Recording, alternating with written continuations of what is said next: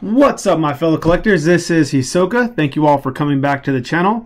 So today's video is another kind of sale purchase video, seeing things that are going out the door, seeing things that are coming in the door, and just kind of catching you up on some of the things that are moving day to day as far as progress goes. So first will be the sales. Let's get into some sales. So on eBay, I had this up for a while, and I think this was something I was going to sell for $350 or $400. But again, being patient, waiting for somebody to come by with the right price, I eventually got an offer around $450, bumped it up to about $500 or so on eBay. And so after fees, I'm getting a little around $420 or so after the fees, which is nice because this card cost me about $70 plus the $725 for the grading special last time. So really great card. It's got a nice swirl there too. Actually, I had no idea about that. Yeah, so that's a solid, $350 profit right there from this card. Really solid 10. Was hoping to get a few more PSA 10s for the collection that I graded myself. This one here was one that I sold on Instagram, a Celebi 8.5. This one, I think there's actually a swirl up there as well. Lots of these cards have swirls. Either that or we're just noticing them more. And I don't know whether they gain the premium as well, but this card has some amazing hollow pattern here. Probably one of the best, if not the best EX card from the whole EX series. And this, I believe I purchased this one for, I had to have gotten a deal from the guy. There was somebody named KenLar-79 that was selling quite a few cards. This was early pandemic. And they had just binders full based on typing, and they sold like a Crystal Charizard. And I remember when I found them, and this always happens to me, and I can't complain because I made boatloads of profit based on what I paid back then to the grades now. But I found them because they had a Rayquaza Gold Star that had sold for $300, and it was based on, from what I've seen, it was either PSA 8 to a PSA 10. There was a PSA 10 that's graded recently and is on PWCC, so maybe that was it. That had to be one of the steals of a lifetime. I'm probably certain that got a PSA 9 at the minimum, though, based on a lot of the cards, because this was from that same seller. So I reached out. I won several auctions and just made communication. I asked if they had specific cards. I got deals on some of those cards. And Umbreon as well. I think I paid $200 for Umbreon. And then I picked up these. This one with Politoed, and it was Celebi, Politoed, and Tyranitar. Somewhere around $100 and something. I think I got like 3 or 4 EXs for like $120, which is a steal. I mean, if you break down the price, it's $40, about $50 for this card. I sold it for $550 direct on eBay. So that is a $500 profit for this card. So sometimes really developing those relationships, looking after the fact, even if somebody has something that you're looking for, you're like, oh, why am I going to search? And that's why I usually just go through, follow up, ask some questions, even look on their eBay page, because sometimes you'll see that they still have some stuff, and you might have missed the big ticket item, but there's a lot of items there that get overlooked. And so that's what happened with that one. And I think there was another sale where I completely botched it. It was one of my EX searches popped up, and there was somebody that was auctioning off, or no, they were just listings. I remember they were just listings of all the SL cards, EXs, regular hollows, pretty decently priced. And I looked it up, and I think I saw that the card either had bad condition or they didn't have the cards that I was looking for. And I guess it didn't pop up on the rest of my searches. Later on, 4th Star TCG ended up messaging me saying, hey, like, I already went through the guy and cleaned out what I want.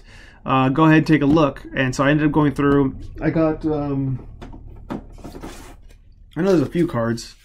So this is the Politoed from the Celebi purchase, but this Kyogre, Wigglytuff, I think there was a Groudon, quite a few. There was around 10 to 12 EXs that graded, probably 8 to 9. And I paid about $30 each. So most of those are going for $200 plus. So that's a good profit right there. And again, not doing the full search just because the person either doesn't have the card on the listing. If you have your saved searches or it pops up, you see one card from that person, you don't go ahead and take a look through their full items for sale on eBay, or you don't even ask questions. A lot of these times, like the Celebi and the Umbreon, Tyranitar, Politoed, all of those cards came from just asking, even though they already had cards on there. And sometimes you got to be persistent with it because the person took a while to get me these cards. Here were some more Instagram sales. This I sold for $250, and I sold this one for $350. In my opinion, a little underpriced just because of how bad of quality Deoxys is and just the amazing artwork. Probably top 5 on the regular holos. So sold it for $600. What's funny about this is that $600 helped pay for these 2 cards here. So going over to purchases for the week, I ended up picking up these 2 for my collection. I'm trying to finish Unseen Forces in PSA 10. I'm like 90% done with it, and so these 2 cards definitely help. What's awesome is this one's got a swirl coming out of its butt right here. I don't know if that's just some webbing. And then Typhlosion. I missed this card twice at around $450, $475.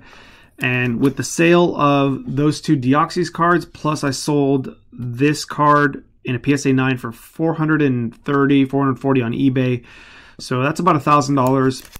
This together cost me $1,700. The buyer wanted $600 firm for this, and he had an offer pending of $1,000, so I beat it by $1,100 or by $100, and I ended up paying $1,700. I'm about 2 cards away from finishing this set, so I kind of bit the bullet, even though past sales prices don't make sense. And this is where it's hard to really understand what to value some of these cards. I sold the PSA 9 for $400. Some of these 10s are going for, double the price to, 100 and 250% of the price, which is kind of what this sold for. And it's really hard to value some of these cards. And from there, it's kind of difficult to make a deal because you can show past sold sales. Sometimes you can fudge it where I could have sold the PSA 9 for $400 and I could have said, hey, look, here were some of these sales for $475 for it. I'll pay you $550, and I could have easily paid only $100 more over the PSA 10. Those are some tactics that you can use because, in a sense, recent sales and cards that are hard to value, sometimes you can get away with showing past sold data on there, and sometimes the people will go for it. This seller was obviously not biting the bullet, so I ended up having to pay full retail price for, not even retail price, market price or what have you. Maybe I overpaid by a lot because this is my favorite set. But yeah, it's kind of hard to tell how much to actually pay for some of these cards. So I could have overpaid, and I think I did because a reverse holo of this card in a PSA 10 auctioned off for about $660. And the seller of this card valued the reverse higher than this card at around $2,000. And so $660 sale versus $2,100 price market, that's a huge drop. And then if you value that one more than the reverse holo, then the reverse holo clearly isn't worth, or shouldn't be worth that much. But in some cases, the reverse, like with the Gyarados and this one, are worth a lot. They're worth a lot more for the reverse than the regular. And so in certain cases like Team Rocket Returns, Deoxys, and a few other sets, it's worth more. But say certain sets like Unseen Forces, while the holo pattern is nice and it is, awesome to see the set label on it, it doesn't necessarily command a premium compared to just say the regular version. So those are some pickups that I did with the same person. So it's always kind of interesting to buy from somebody and then end up obviously selling to them, or vice versa. You get some money from them and you can use those funds to, buy the cards that you want. I don't know how much it cost him for these cards, but for me, the Deoxys, because those are actually three. I have 3 PSA 9s in total, 2 regular and 1 reverse. Each one of those cost me probably $20 with the grading fee, just because those were complete sets that I had purchased, or near complete sets with the regular holos and some additional reverse holos with it. And I graded mini cards from that, and they cost me about $200. And there's probably 50 to 75 holos and reverse holos in each one of those sets. And so I obviously made a huge profit from that, and I honestly can't tell what was from this, but that definitely helped me make the purchase. One more purchase before we get into something non-Pokemon is this card right here. So this is an Unseen Forces exclamation point. It is labeled an L, and I know this was one of the last cards that I picked up because I think I paid $300 or $350 for it, and in the PSA pop report, this is a pop of 2 in the exclamation point. It's one of the lower pop ones, if not the lowest pop one, but it's labeled incorrectly here. And I know the card because I was looking for it for so long, and even ungraded, it's up there with the question mark as far as price premium. This card you can see sell for anywhere from $30 to $50 ungraded. And so this card was going for like $170 in a PSA 10. So I figured that I would purchase it because I know that somebody at some point is going to have to get this card to complete the set. I think I'll be the second person to complete it, and so obviously some folks will need those lower pop to complete their set. And I think in the future, this is a card that could definitely be worth, you know, $500 to $1,000. Hopefully. You never know what it's going to be worth, but that's kind of what I'm guessing on. It's one of the lower pop cards, kind of a little more popular than the other unknowns. And so I'm hoping that that will be worth a lot more down the line. I can kind of recoup some of my costs. And last but not least is, I don't know if I showed these before, but this is a Marvel Flir Precious Metal Gems, similar to the sports ones where they had these. The PMG is what they're called. And this is the 2000, I believe, oh, this is the 2015. Whoops. 2015, this is 44 out of 50. And if you follow me on Instagram, is that some edge wear? I don't know, it's just the way it shows up in the camera. There's nothing on top right there. It's pretty clean. But with these cards, they were pretty expensive out the gate, around $200 for a box. And they had 3 different varieties. They had red, blue, and green in that order. Green was 1 to 10. And if you follow me on Instagram, I was pointing these out because with the spike in Marvel cards, a lot of folks were hopping on these to try to, I don't know, get in on the cards like they are with MetaZoo, trying to hop on early, make some profit. And I collected these prior. I actually had one of the other versions because with Marvel, they do Marvel Flir Retro, which has the Precious Metal Gems, 1 year on the odd year. On the even year, there's Marvel Premier, which has their just numbered cards. And I think at one point I had the Thor and the Hulk 1 of 1 in the red parallels. I sold it. I may try to track down the buyer for it, but I was collecting these for a while beforehand, and so that's why I decided to pick up the blue version of this card and a few others to add to the collection. I did send off a few grading that I did manage to keep. They just weren't worth selling back in the day, so I kept a few of them. But yeah, these are going up in value, and on Instagram I was pointing out that quite a few folks, these are always pretty rough condition, that quite a few folks were selling these cards, and you know that they're the same version because they have the serial number. And there'd be like 3 or 4 relistings of a card. Specifically, I think number 25 of another set was sold multiple times, and then immediately when it sold, it would be relisted. And to me, that screams, you know, shill bid, that somebody's constantly bidding on it and then re-uploading it. And eventually this card was selling for like $400, $500, $600.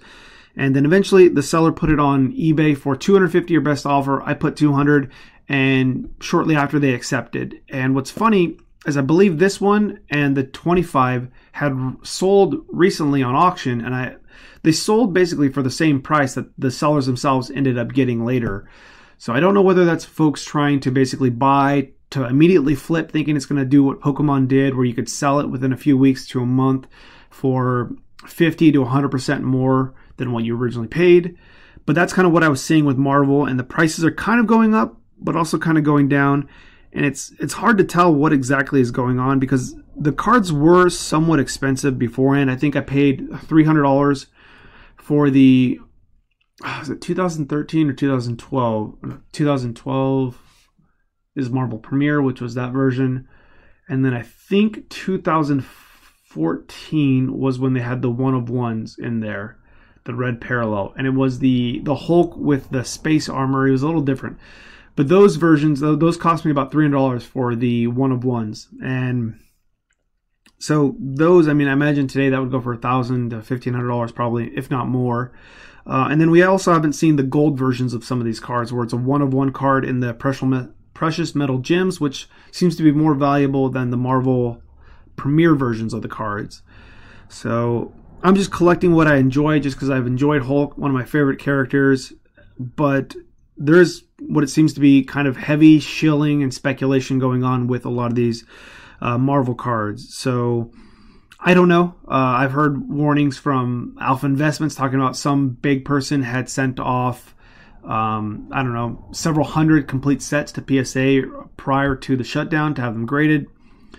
Gary from King Pokemon talked about having opened several boxes and even having some sealed boxes probably in his storage unit. Every time I see it on my morning safe searches, I see complete sets, and with the Marvel premiere and all that stuff, there's like 1,000 listings that are brand new every day. So there's just a buttload of the original ones out there, and how much of that is filtering onto these, I honestly can't say it. It's really hard to tell what's going on with it, and hopefully the prices come down and people stop trying to jump in on it and treat it like the next big thing. Dogecoin is Doge or Dog, whatever coin you call it, is spiking up crazy. Marvel cards are spiking up. MetaZoo, Dragon Ball Super. To me, some of those things don't make sense, and at other times they do. You know, with you see Dragon Ball Super, it's got a great franchise. A lot of us watched it growing up. It's got memes that connect and everybody knows. So to me, that makes sense. With MetaZoo, some of these Marvel cards, there's great IP behind it, but I don't know if it quite makes sense for people to buy something that mass-produced like the 90s comics. And so we'll see what happens. There's not very much in the population report for a lot of these Marvel cards, and we'll see in the next year or two once they get through PSA's grading and kind of see if these prices do hold. But overall, I'm pretty happy with adding quite a few of these cards to the collection. And that's my purchases and sales for the week. So if you guys liked the video and you stuck around for this long, thank you. I appreciate it. If you enjoyed the video, give it a thumbs up, and hopefully I see you guys on the next one. Peace.